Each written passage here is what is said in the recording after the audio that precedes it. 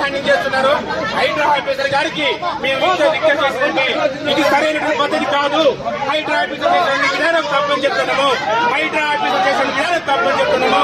Hydraa commissioner చేసిన విధానం తప్పని చెప్తున్నాము. లీగల్ గా మేమేమన్నా రైట్స్ మేము తీసుకుంటాము, కానీ అన్యాయంగా అక్రమంగా తీసుకునే ప్రయత్నం చేస్తున్నారు.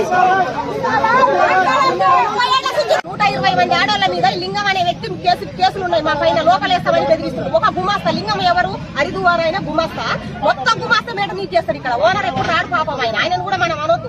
మా రోడ్డు బ్లాక్ చేసినందుకు నేను హైడ్రా కంప్లైంట్ తీసుకొస్తాడు.